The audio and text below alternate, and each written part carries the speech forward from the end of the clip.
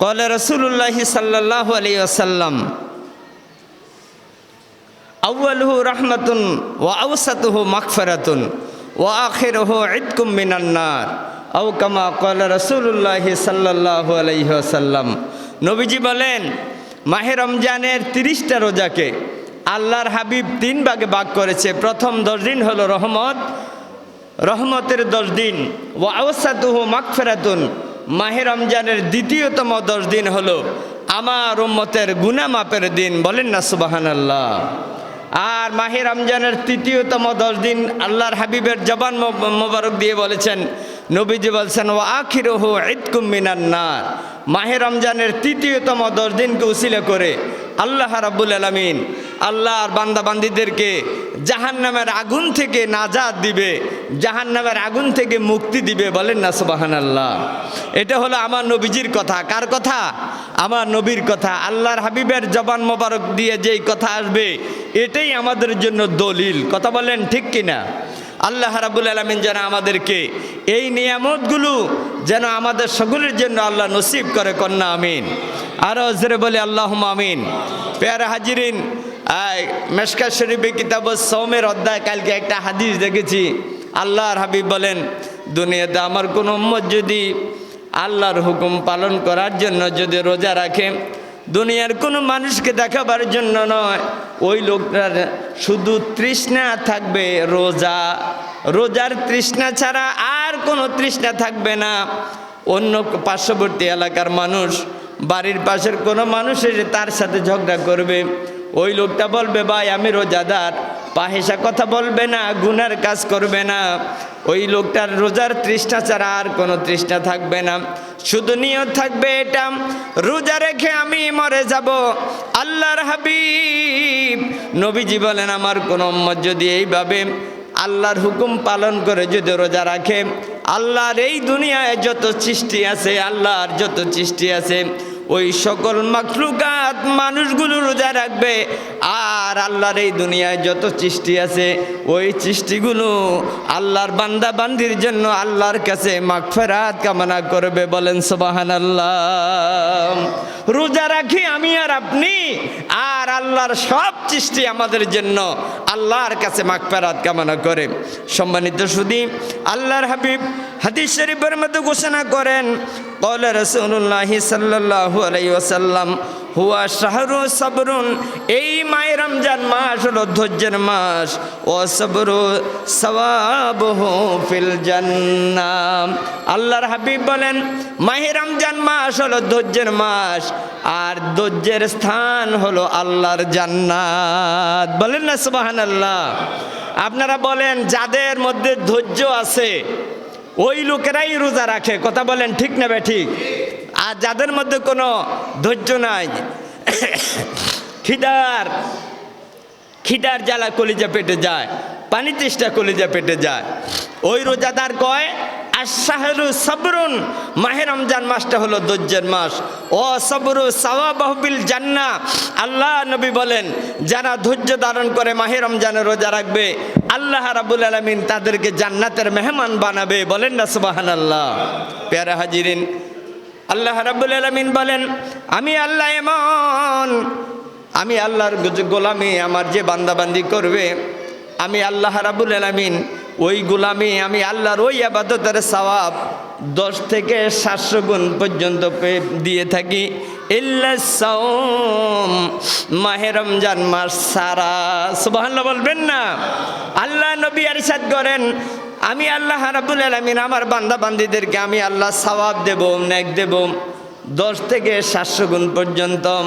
এই দুনিয়াতে যত নেক আমল তুমি করো, এই নেক আমলের সওয়াব আমি 10 থেকে 700 গুণ পর্যন্ত দিয়ে থাকি। আল্লাহ বলেন, ইল্লা সাওম, মাহে রমজান মাস ছাড়া। আল্লাহ নবী বলেন, হাদিসে কুদসিতে এসেছে, ও যুবকেরা, আমার বুড়ো বাবারা, খেদমতে আরজ করব, আমার আল্লাহ রাব্বুল আলামিন বলেন, আস-সাওমু লি ওয়া আনা উজজিয়া বিহি, মাহে রমজানের রোজা আমি আল্লাহর জন্য রাখা হয়, এটার প্রতিদান আমি আল্লাহ আমার কুদরতি হাত দিয়ে দেব। বলেন সুবহানাল্লাহ। কয় এই রমজান মাসের এটার ইবাদত কত? এটা 710 থেকে 700 গুণ পর্যন্ত না, কয় এটার প্রতিদান, এটার যত সওয়াব, এটা আমি আল্লাহ আমার কুদরতি হাত দিয়ে দেব। বলেন না সুবহানাল্লাহ।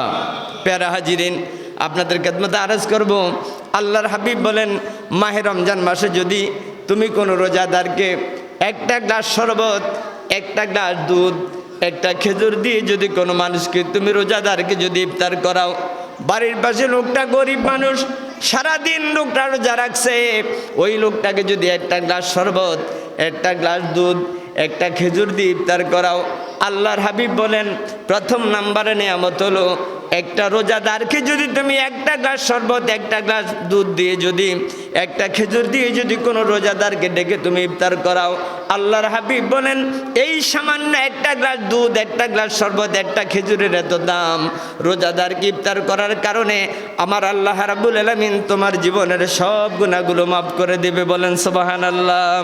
আরো জোরে বলুন না সুবহানাল্লাহ। দ্বিতীয় নাম্বার, যারা রোজাদারকে ইফতার করাবে, আল্লাহর হাবিব বলেন একটা রোজাদার সারাদিন রোজা রেখে যত সওয়াবের অধিকারী হলো, তার আমলনামার মধ্যে যত সওয়াব লেখা হলো, এই রকম স্পেশাল একটা রোজার সওয়াব তোমার আমলনামার মধ্যে লেখা হবে। বলেন সুবহানাল্লাহ।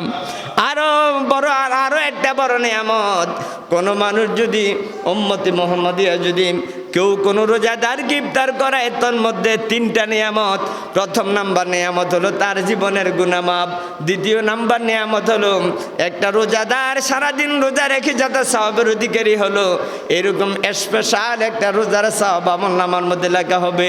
তৃতীয় নাম্বার নিয়ামত হলো আমার আল্লাহ রাব্বুল আলামিন ওই বান্দাকে, আল্লাহর ওই বান্দাকে, যেই বান্দা কোনো রোজাদারকে ডেকে ইফতার করাবে, তাকে বিনা হিসাবে আল্লাহ রাব্বুল আলামিন আল্লাহর জান্নাতের মেহমান বানায়া দিবে। বলেন সুবহানাল্লাহ।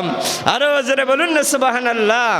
প্যারা হাজিরিন, আপনাদের খেদমতে আরজ করব, সাহাবী আমার নবীর ডেকে বলে, ইয়া রাসূলুল্লাহ, আপনি শরবতের কথা বলেছেন, দুধের কথা বলেছেন, খেজুরের কথা বলেছেন, আমি এত গরিব মানুষ, কিন্তু আমি ওই রকম সওয়াবগুলো পেতে চাই রোজাদারকে ইফতার করাইয়া। আল্লাহর হাবিবকে সাহাবী বললেন, হুজুর আমি কোত্থেকে দুধ আনবো, শরবত আনবো, আমি খেজুর আনবো কোত্থেকে? আল্লাহর হাবিব বলেন, ও সাহাবী, তোমার বাড়ির পাশে দিয়ে একজন রোজাদার হেঁটে যায়, ওই রোজাদারকে বাড়ি এনে তাকে বাজারে নিয়ে যদি 1 গ্লাস সাদা পানি দিয়ে যদি ইফতার করাও, আল্লাহর হাবিব বলেন একটা রোজাদারকে যদি কোনো মানুষ 1 গ্লাস সাদা পানি দিয়ে যদি ইফতার করায়, আল্লাহর হাবিব বলেন তার আমলনামার মধ্যে ওই কোটি কোটি সওয়াব লেখা হবে। বলেন সুবহানাল্লাহ। সাল্লাল্লাহু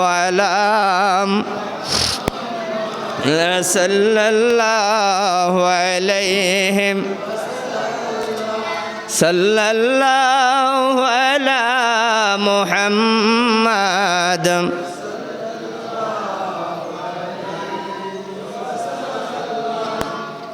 সকলে বলে আলহামদুলিল্লাহ। প্যারা হাজিরিন, আপনাদের খেদমতে আরজ করব, আপনারা আমাদেরকে একটু খেয়াল করেন। এখন আমাদের মধ্যে বর্তমানে আমাদের কিছু খেয়াল করেন ভাই, এই যে ইফতারের কথাটা যে আমি বলছি, একজন রোজাদারকে যদি কেউ ইফতার করায়, এর মধ্যে কি এই ইফতার করার কারণে কি আমলনামার মধ্যে সওয়াব লেখা হবে না গুনাহ লেখা হবে? সওয়াব লেখা হবে। কিরকম সওয়াব? আপনি রোজা রেখে যে সওয়াবের অধিকারী হলেন, এর চাইতে আরো বেশি সওয়াবের অধিকারী আপনি হবেন। আল্লাহ রাব্বুল আলামিন আপনার গুনাহ মাফ করে দিবে, আপনাকে বিনা হিসাবে জান্নাত দিবে। এখন তো আমাদের মধ্যে এরকম খবিশ বাহির হয়েছে, একটা রোজাদারকে একটা খেজুর দিয়ে ইফতার করায় না। আমাদের দেশে বর্তমানে দাওয়াত প্রায় উঠে গেছে, আমার ইফতারি আমি খাবো, অন্য কাউকে আমি ইফতারি খেতে দেব না। এখন আমরা মনে করি আমার ইফতারি যদি কেউ খায়, তাহলে মনে করি আমার হয়তো এখানে 50 টাকা জরিমানা হবে, 100 টাকা জরিমানা হবে। আরেকটা নিয়ামতের কথা আমি বলছি, যেহেতু মাহে রমজান মাস, আপনি আলেম খাওয়াইয়েন না। আলেমরা কোনো দাওয়াতের দারদারি নয়। আপনার আলেমের চাইতে বড় হকদার হলো আপনার বাড়ির পাশে গরিব আছে, আসেনি? এই কথা কোন না, গরিব আসেনি? এখন যদি আজকে আমি আপনাদের সামনে দাওয়াত খুঁজি, বৈকম বলে মসজিদের ইমামে তো আমাদের কাছে দাওয়াত খুঁজছে, আলেমদেরকে দাওয়াত দিবেন না দিবেন সেটা আর পরের কথা। এখানে কথা আসছে রোজাদারের কথা। কার কথা? রোজাদারের কথা। কোনো মানুষ যদি আপনার বাড়ির পাশে একটা মানুষ গরিব, ওই লোকটা রোজা রাখলাম, আপনি মনে করেন বাজার থেকে এক মোটা শাক, লাউয়ের শাক হোক আর কুমড়ার শাক হোক, একটা মোটা লাউয়ের শাক নিয়ে বাড়ি আসছেন, স্ত্রীকে বলছেন স্ত্রী এটাকে এই শাকগুলাকে এই পাতাগুলাকে তুমি ভুনা গরম। আল্লাহ নবী বলেন তোমার বাড়ির পাশে কোনো রোজাদার রোজা রাখলো, ওই রোজাদারকে ডেকে এনে যদি সামান্য একটা আলুর ভর্তা দিয়ে, একটা মাত্র আলু দিয়ে ভর্তা বানাইছ, এই একটা আলুর ভর্তা দিয়ে সামান্য একটু শাক দিয়ে যদি কোনো মানুষকে তুমি ইফতার করাও, কোনো মানুষকে যদি ইফতার করানোর পরে তাকে একটা মুষ্টি ভাত দাও, আল্লাহর হাবিব বলেন কাল কঠিন হাসরের ময়দানে যেদিন মানুষের মাথার অর্ধ হাত উপরে সূর্যটা আসবে, যেদিন মানুষের জিহ্বাটা পানি দাও পানি দাও বলতে বলতে নাভির নিচে যখন জিহ্বাটা চলে আসবে, আল্লাহর হাবিব বলেন একজন রোজাদারকে সামান্য একটু ডাল দিয়ে যদি একটা মুষ্টি ভাত দিয়ে তুমি তার কলিজা ঠান্ডা করে দাও, কাল কঠিন বিপদে হাউজে কাউসার থেকে তোমাকে একটা গ্লাস পানি পান করানো হবে, আর জীবনে কোনোদিন তোমার পানির তৃষ্ণা হবে না। জোরে বলুন না সুবহানাল্লাহ। আরে রোজাদার এখন 50 টাকার বুট মুড়ি কিনে নিজে বলে তিনি লই খায়, আরেকজনরা দেয় না, আমার খানাটা লই যাবো কি। আমি নিজে দেখছি 20 টাকার বুট মুড়ি লই এই ফিস দি আর কি মানুষদেরকে ফিস দি খানা খায়, ওই লোকে যেন না দেখে আমার ইফতারি তো সে খেয়ে ফেলবে। অথচ আমার নবীজি বলছেন একটা গ্লাস পানি দিয়ে যদি তুমি কোনো মানুষকে ইফতার করাও, এই ইফতার করার কারণে তোমার জীবনের সব গুনাহ আল্লাহ মাফ করে দিবে। বলেন সুবহানাল্লাহ। সম্মানিত সুধী আমার ভাইয়েরা, আপনাদের খেদমতে আরজ করব, এটার নাম হলো মাহে রমজান মাস। এই নিয়ামতের মাস, এই রমজান মাস আমরা আল্লাহর কাছে ফরিয়াদ করব। আল্লাহ, এখন আমাদের দেশে আগে দোয়া হয়েছে, আগে মিলাদ হয়েছে, দাওয়াত সাবাত ছিল, আগে দেখতাম ধনী লোকেরা খানা খাওয়াইছে। খবরদার কোনো খাবারের দরকার নাই, ফাঁক শাকের দরকার নাই, এখন সব উঠে গেছে। বর্তমানে আপনি যদি পারেন, আমাকে নয়, একজন রোজাদারকে ডেকে ইফতার করাবেন। খোদার কসম, ওই রোজাদার ইফতার করার পরে যখন তার কলিজা ঠান্ডা হবে, আজকে থেকে আপনি প্রত্যেক দিন ইফতার কি খোঁজখবর নিয়ে, আমি গরিবের কথা বলছি, গরিবদের মিসকিনদের কথা বলছি। আমরা যে মসজিদে ইফতার করি, আমরা তো মসজিদের ইমাম মুয়াজ্জিন, কয়টা মুসল্লি আছে আজকে রোজার 7-8টা গেছে, কয়জন মুসল্লি আছে খবর নিচ্ছেন হুজুর আজকে কি দিয়ে ইফতার করছেন। আরে বাড়ির ফকিরের মিয়া, বাড়ির পাশের লোকদের খবর হলো দূরের কথা। কয়জন লোক আছে যে হুজুর আজকে কি দিয়ে ইফতার করছেন। আজকে ইফতারের সওয়াবের কথা বলছি, খবরদার আমাদেরকে খাওয়াইন না। এটা আমি খাবানোর কথা বলি, আমি খানার কথা বলতে আছি না। রোজাদার, আমার নবীজির হাদিস বললাম আমি এখানে, এই হাদিসগুলো যদি অস্বীকার করে কোনো মানুষ, তার ঈমান থাকবে না। আল্লাহ আমাদেরকে মাহে রমজানের যত নিয়ামত আছে আমাদের সকলের কপালে নসিব করে দিও, কন্যা আমিন। আরও জোরে বলুন না আমিন। যদি পারেন একজন রোজাদারকে 1 পা খাজুর কিনে দিবেন, একটি আধা কেজি খাজুর কিনে দিবেন, তুমি ইফতার করো, সামান্য একটু ফল কিনে দিবেন, সামান্য একটু ইফতারি কিনে দিবেন, আপনি সওয়াব পাবেন। এটাই হতো ইসলাম।